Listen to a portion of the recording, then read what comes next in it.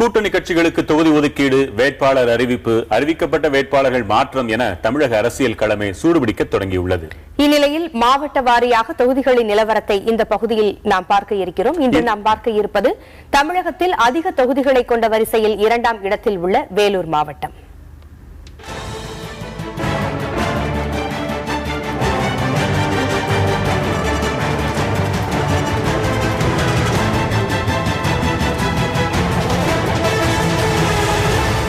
ஆந்திர மாநிலத்தை ஒட்டி அமைந்துள்ளது வேலூர் மாவட்டம். முந்தைய வட ஆற்காடு மாவட்டம் பிரிக்கப்பட்ட போது புதிதாக உதயமான இந்த மாவட்டம் 6077 சதுர கிலோமீட்டர் பரப்பளவுள்ளது. இதில் காவேரிப்பாக்கம், நெமலி உள்ளிட்ட 20 ஊராட்சி ஒன்றியங்களும், சோளிங்கர், பள்ளிகொண்டா, தக்கோலம் உள்ளிட்ட 16 பேரூராட்சிகளும், ராணிப்பேட்டை, திருப்பத்தூர், வாலாஜா உள்ளிட்ட 13 நகராட்சிகளும் உள்ளடங்கியுள்ளன.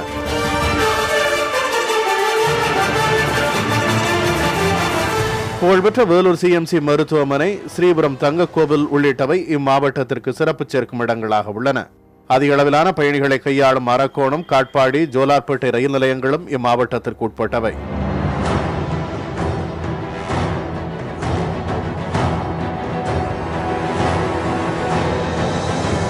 வேலூர் மாவட்டத்தில் விவசாயத்திற்கு அடுத்தபடியாக தோல் பொருள்கள் சார்ந்த தொழில்கள் அதிக அளவில் நடைபெறுகின்றன. ராணிப்பேட்டை, வாணியம்பாடி உள்ளிட்ட பகுதிகளில் அதிக அளவில் தோல் தொழிற்சாலைகள் அமைந்துள்ளன. விவசாயத்தை பொறுத்தவரையில் நெல், கரும்பு உள்ளிட்டவை அதிக அளவில் பயிர் செய்யப்படும் மாவட்டமாக உள்ளது வேலூர். நெசவு தொழிலும் சில பகுதிகளில் நடைபெற்று வருகிறது.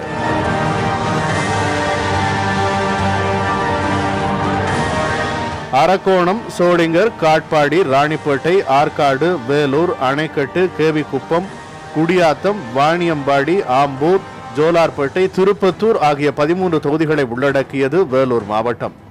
மொத்த வாக்காளர்களின் எண்ணிக்கை 30,13,042.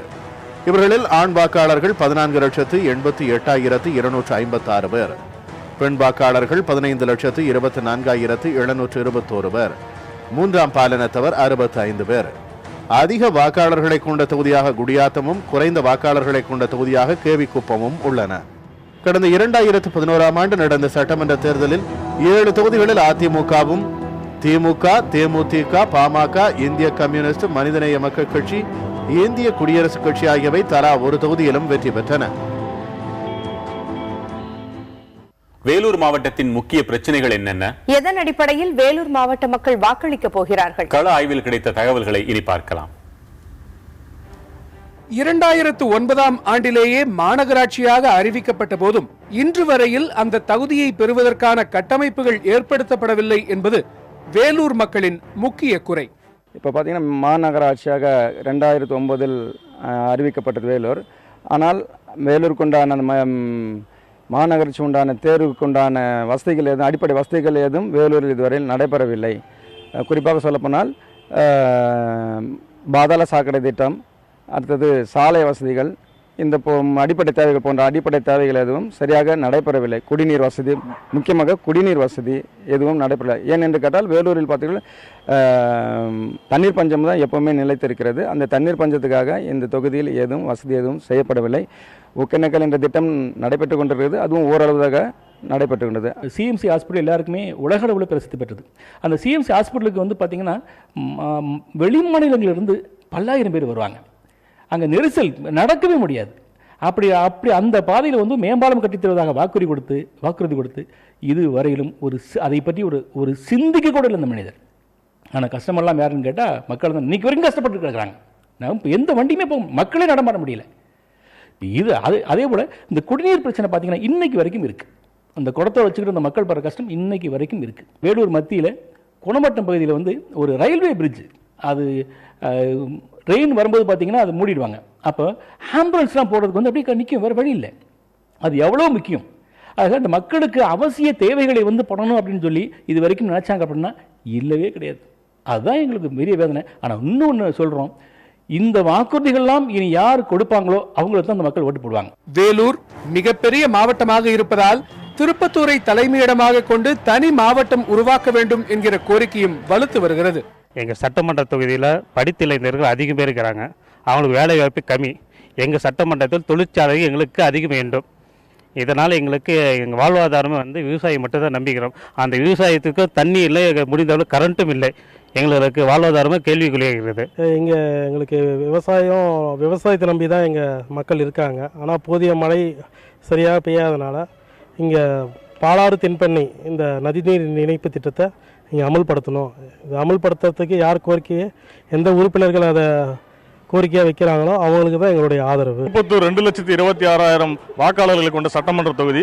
இத்தொகுதி மக்களின் நீண்ட நாள் கோரிக்கையாக திருப்பத்தூரை தலைமையிடமாக கொண்டு தனி மாவட்டம் அறிவிக்கப்பட வேண்டும் என்றும், மேலும் பாலாறு தென்பெண்ணை இணைப்பு திட்டத்தை உடனடியாக செயல்படுத்த வேண்டும் என்பது இம்மக்களின் நீண்ட நாள் கோரிக்கையாக உள்ளது. வேலூர் மாவட்டத்தில் உள்ள ஆம்பூர் தொகுதியை பொறுத்தவரையில் தோல் தொழிற்சாலை கழிவுகளில் இருந்து பாலாற்றை பாதுகாக்க வேண்டும் என்கிற கோரிக்கையை பரவலாக கேட்க முடிகிறது. பாலாறு தான் வேலூர் மாவட்டத்தினுடைய நீராதாரம், வாழ்வாதாரம், விவசாயிகளின் ஆதாரம் எல்லாமே. கடந்த நவம்பர் டிசம்பரிலே தமிழ்நாடே தண்ணீரிலே தன்னாடிய போதுக்கு வேலூர் மாவட்ட பாலாற்றிலே ஒரு சொட்டு தண்ணீர் இல்லை. மேல் பாலாறு பகுதியிலே இருக்கின்ற நீர்பிடிப்பு பிரதேசங்களிலே தொடர்ந்து 13 ஆண்டுகளாக மழை இல்லாத காரணத்தினாலே மேல் பாலாற்று பகுதியிலிருந்து தண்ணீர் வரவில்லை. பாலாற்றிலே அதற்கான ஆதாரமாக இருப்பது ஒரே ஒரு பொருள்தான், அதுதான் பாலாற்று மணல். பெரும் வளமோடு இருந்த இந்த பாலாற்று மணலை கோடிக்கணக்கான டன் அளவுக்கு கொள்ளையடித்து சென்று விட்டார்கள். இதற்கு அரசியல்வாதிகள், அதிகாரிகள் உள்ளிட்ட அத்தனை பேரும் தான் பொறுப்பேற்க வேண்டும். வாணியம்பாடி, ஆம்பூர், பேர்ணாம்பட்டு, வாலாஜப்பேட்டை, ராணிப்பேட்டை, மேல்விசாரம் போன்ற பகுதியில் இருக்கிற தோல் பதனிடம் தொழிற்சாலைகள் வெளியிட்ட கழிவுநீர் பாலாற்றிலே நேரடியாக கலந்த காரணத்தினாலே பாலாற்றை நம்பியிருந்த லட்சக்கணக்கான ஹெக்டேர் விவசாய நிலங்கள் பாலாகி இன்று விஷ நிலங்களாக மாறிவிட்டது. இத்தொகுதியில் சிறப்பு அம்சங்களாக ஆம்பூர் பிரியாணி மற்றும் ஆம்பூர் தோல் மற்றும் தோல் பொருள் சார்ந்த பொருட்கள் வெளிநாடுகளுக்கு ஏற்றுமதி செய்வதால் இது டாலர் ஏரியாவாக அழைக்கப்படுகிறது. இத்தொகுதியில் முக்கிய பிரச்சனைகளாக ஆம்பூர் ரெட்டித்தோப்பு மேம்பாலம் அமைத்து தரக்கோரியும், இங்கு பாலாற்றில் கழிவுநீர் மற்றும் ஆக்கிரமிப்புகளை அகற்றக் கோரியும், இங்கு மணல் கொள்ளை முற்றிலும் ஒழிக்கப்பட வேண்டும் என்பதே இத்தொகுதி மக்களின் கோரிக்கையாகும். குடியாத்தம் தொகுதியில் நலிவடைந்த தொழில்களை பாதுகாக்க புதியதாக வரும் அரசு நடவடிக்கை மேற்கொள்ள வேண்டும் என்றும் இப்பகுதி மக்கள் கோருகின்றனர். இப்பகுதியில் மக்களின் நீண்ட நாள் கோரிக்கையாக உள்ளது. இப்பகுதியில் ஓடக்கூடிய கவுண்டன்ய மகாநதி ஆறு ஆக்கிரமிப்பாளர்களால் அதிக அளவு இன்று ஆறே காணவில்லை எனக்கூடிய நிலையில் உள்ளது. எனவே இப்பகுதியில் அந்த ஆற்றை மீட்டெடுத்து தர வேண்டும் என்பதும், அதேபோல் குடியாத்தம் தொகுதியில் முக்கிய தொழிலாக கருதப்படும் நெசவு தொழில் நாளுக்கு நாள் நசிவடைந்து வருகிறது. அதனால் அப்பகுதி மக்களின் கைத்தறிக்கு வேண்டிய கூலி உயர்வு ஒரு கோரிக்கையாக உள்ளது. எனவே இப்பகுதியில் ஒருங்கிணைந்த ஜவுளி கைத்தறி பூங்கா அமைத்து தர வேண்டும் என்பது இப்பகுதி மக்களின் நீண்ட நாள் கோரிக்கையாக உள்ளது. இவை தவிர கிராம சாலைகளை சீர் செய்வது, அரசு கலை அறிவியல் மற்றும் பொறியியல் கல்லூரிகள் அமைப்பது என்பன உள்ளிட்ட பல்வேறு கோரிக்கைகளையும் பொதுமக்கள் முன்வைக்கிறார்கள். வரவிருக்கும் சட்டப்பேரவை உறுப்பினர் எப்படிப்பட்டவராக இருக்க வேண்டும்? வேலூர் மாவட்ட இளைஞர்களின் எதிர்பார்ப்புகளை பார்க்கலாம். இப்போ நீங்கள் தேர்ந்தெடுக்கக்கூடிய எம்எல்ஏ உங்களுக்கு என்னவெல்லாம் செய்யணும்னு எதிர்பார்க்குறீங்க? சொசைட்டி கரெக்டாக க்ளீனாக பார்த்துக்கணும். நம்மளுடைய எதிர்பார்ப்பு அவங்க ஃபுல்ஃபில் பண்ணணும். பசங்களோட என்னென்ன ஆசை இருக்கோ அதை நிறைவேற்றணும். அப்புறம் ஏரியா என்ன ப்ராப்ளம் இருக்கோ அதெல்லாம் சால்வ் பண்ணி வைக்கணும். ஈஸியாக அசஸ் பண்ணுற மாதிரி இருக்கணும். அப்புறம் கொஞ்சம் எஜுகேட்டடாக இருக்கணும். அதுதான். எந்த ஒரு மனு போய் கொடுத்தாலும் டக்குன்னு எடுத்துக்கணும். அவ்வளோ. மக்கள்கிட்ட நேரடியாக தொடர்புள்ளவங்க இருக்கணும்.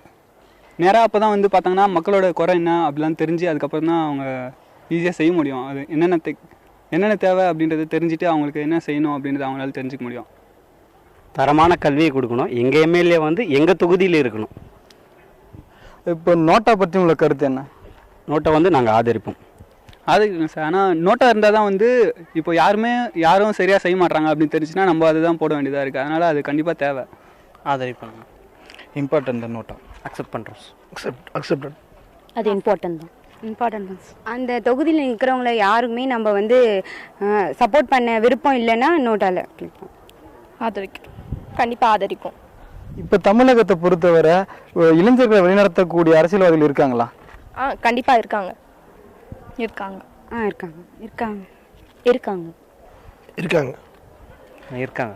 என்னை பொறுத்த வரைக்கும் அப்படி யாரும் இல்லை. என்னை பொறுத்த யாரும் இல்லை. இருக்காங்க சார். ஆனால் வந்து இன்னும் கொஞ்சம் அவங்க எல்லாத்தையும் தெரிஞ்சுட்டு என்ன தேவை அப்படின்றத தெரிஞ்சுட்டு நடத்துகிற மாதிரி இருந்தால் நல்லாயிருக்கும். இன்னும் 2016 தேர்தலில் வெற்றி பெற்று வருவாங்க இளைஞர்கள் ஆதரிக்கிறவங்க. இந்த தேர்தலில் வந்து நீங்கள் என்னென்னலாம் எதிர்பார்க்குறீங்க? தரமான கல்வி, ஹைடெக்காக எல்லாமே பண்ணணும். அதுதான் ஹைடெக்காக எல்லாம் பண்ணாங்கனாலே போதும். சுற்றுச்சூழல் மாசுபடிக்காமல் பார்த்துக்கணும். அது மட்டும் எதுவும் ஒரு ஊழல் இல்லாமல் இருக்கணும் அரசியலில். இளைஞர்கள் அரசியலுக்கு வர பட்சத்தில் உங்களோட திட்டங்கள்லாம் என்ன இருக்கும்? எங்களோட திட்டம் பார்த்திங்கன்னா எஜுகேஷன், பெட்டர் எஜுகேஷனாக இருக்கணும். அப்புறம் பார்த்திங்கன்னா இன்ஃப்ராஸ்ட்ரக்சர் டெவலப்மெண்ட் அதிகமாக இருக்கணும். அக்ரிகல்ச்சரை அஃபெக்ட் பண்ணாத இன்ஃப்ராஸ்ட்ரக்சர் டெவலப்மெண்ட். இப்போ வரப்போ 2016 சட்டமன்ற தேர்தல் வந்து நீங்கள் எதை முன்னிறுத்தி வாக்களிப்பீங்க? இந்த குறிப்பிட்ட பிரச்சனை தான் சொல்லிட்டு எந்த பிரச்சனையை முன் வச்சு நீங்கள் வாக்களிப்பீங்க? வாட்டர் ஃபெசிலிட்டிஸ் தீர்க்கிற மாதிரி இருந்தால் வாக்களிப்போம். அப்புறம் ரோட் ஃபெசிலிட்டிஸ் போகிற மாதிரி இருந்தால் வாக்களிப்போம். மது இல்லாமல் இருக்கணும் முதல்ல. அப்படி இருந்தால் நான் ஓட்டு போடுவேன். இப்போ இருக்கிற ஸ்டூடெண்ட்ஸ் எல்லாம் என்கரேஜ் பண்ணுற மாதிரி இந்த ஸ்போர்ட்ஸ், அதெல்லாம் ஸ்போர்ட்ஸில் இருக்கிற பர்சன்ஸ் எல்லாம் நல்லா என்கரேஜ் பண்ணுற மாதிரி இருக்கிறவங்களுக்கு ஓட் பண்ணுவேன். எல்லாருக்கும் படிப்பு சமமாக கொடுக்கணும். அந்த மாதிரி யார் ஆதரிக்கிறாங்களோ அவங்களுக்கு ஓட் போடணும். வேலூர் மாவட்டம்னாலே தண்ணீர் பிரச்சனை தான் நிறைய இருக்கும். அதனால் அதை தீர்க்கணும். அதுக்கப்புறமா வந்து எஜுகேஷனுக்கு வந்து ஃபெசிலிட்டி நிறைய கொடுக்கணும். வேலூர் மாவட்டத்தில் உள்ள வாக்காளர்களின் அரசியல் விழிப்புணர்வு எப்படி இருக்கிறது என்பதை பார்க்கலாம். அரக்கோணம் சட்டமன்ற தொகுதி எம்எல்ஏ யாரு? எம்எல்ஏ இப்போ இருக்கிறவரா? சூரவி தான் இருக்காரு. சூரவி அவர் எந்த கட்சியை சார்ந்தவர்? ஏடிஎம் கட்சி. ஆமாம், ஏடிஎம்கே. ஏடிஎம்கே. பாட்டாளி மக்கள் கட்சியில் யார் முதல்வர் வேட்பாளராக அறிவிச்சிருக்கிறாங்க? அன்புமணி சார். இது தெரியாது. தெரியல. அன்புமணி. மக்கள் நல கூட்டணியில் யார் எந்தெந்த கட்சிகள் இருக்குது? அவங்க பேர் ஏதாவது தெரியுமா உங்களுக்கு? திருமாவளவன் கட்சி இருக்குது. நெக்ஸ்ட்டு வந்து விஜயகாந்த் இருக்காப்புல, வைகோ இருக்காரு, தேமுதிக இருக்குது, சிபிஐ சிபிஎம் இருக்குது, மதிமுக, விடுதலை சிறுத்தைகள் மற்றும் தேமுதிக இணைந்திருக்கிறது. திமுகவில் ஸ்டாலின் என்ன கட்சி? அவருடைய பதவி என்ன? கட்சியில் என்ன பதவியாக இருக்கார்? தெரியலைங்க சார். பொருளாளர். அதிமுக கட்சியில் முதலமைச்சர் ஜெயலலிதா வந்து அந்த கட்சியில் அவங்களுடைய பதவி என்ன பதவியாக இருக்கிறாங்க? செயலாளர், பொதுச் செயலாளர். பொதுச் செயலாளராக இருக்காங்க. இப்போ வந்து மக்கள் நல கூட்டணியில் பார்த்தீங்கன்னா முத்தரசன் இருக்கார். அவர் எந்த கட்சியை சார்ந்தவர்? முத்தரசன் எந்த கட்சி தெரியாது சார். நமக்கு தெரியாது சார். திருமாவளவன் எந்த கட்சி சார்ந்தவராக இருக்கிறாரு? விடுதலை சிறுத்தை. வேலூர் மாவட்டம் முழுவதும் பயணம் செய்து தகவல்களை திரட்டியுள்ள செய்தியாளர் குமரவேல் நம்முடன் இணைந்திருக்கிறார். வணக்கம் குமரவேல். வேலூர் மாவட்டத்தின் ஒட்டுமொத்த நிலவரம் என்ன? வேலூர் மாவட்டம் வெயிலுக்கும் வறட்சிக்கும் பெயர் பெற்ற மாவட்டம். 13 சட்டமன்றங்களில் உள்ளடக்கிய இம்மாவட்டம் 30,13,042 வாக்காளர்களை கொண்டுள்ளது. 1806 இந்திய விடுதலை போராட்டத்திற்கு முதலில் வித்திட்ட வேலூர் சிப்பாய் புரட்சி தொடங்கியது. 1947 செங்கோட்டையில் ஏற்றப்பட்ட முதல் தேசிய கொடி இங்குள்ள குடியாத்தம் பகுதியில் தான் நெய்யப்பட்டது. இது தவிர தஞ்சைக்கு அடுத்தபடியாக அதிக அளவு நெல் விளையும் மாவட்டம் வேலூர் மாவட்டம். இது போன்ற பல்வேறு சிறப்பம்சங்களை கொண்ட மாவட்டத்தில் முக்கிய பிரச்சனைகளாக கருதப்படுவது வேலூர் 2009 மாநகராட்சியாக அறிவிக்கப்பட்டதில் இருந்து மாநகராட்சிக்கான போதிய அடிப்படை வசதிகள் மேற்கொள்ளப்படவில்லை என்பதும், வேலூர் நகர் பகுதிக்குள் சிஎம்சி மற்றும் கொணவட்டம் பகுதியில் போக்குவரத்து நெரிசலை கட்டுப்படுத்தும் வகையில் மேம்பாலம் அமைத்து தரப்பட வேண்டும் என்பதும் வேலூர் நகர மக்களின் கோரிக்கையாக இருந்து வருகிறது. அடுத்தபடியாக திருப்பத்தூரை தலைமையிடமாக கொண்டு புது மாவட்டம் உருவாக்கப்பட வேண்டும் என்பதும், இம்மாவட்ட மக்களின் முக்கிய குடிநீர் ஆதாரமாக விளங்கும் பாலாற்றை தென்பெண்ணை ஆற்றோடு இணைக்க வேண்டும் என்பதும், அதற்கு அடுத்தபடியாக ஆம்பூர், வாணியாம்படி, ராணிப்பேட்டை, வாலாஜா போன்ற பகுதிகளில் பாலாற்றை கலக்கும் தோல் கழிவுகளை தடுக்க வேண்டும். அதில் உள்ள ஆக்கிரமிப்புகளை அகற்றி மணல் கொள்ளையை முற்றிலுமாக ஒழிக்கப்பட வேண்டும் என்று இம்மாவட்ட மக்களின் முக்கிய பிரச்சனையாக கருதப்பட்டு வருகிறது.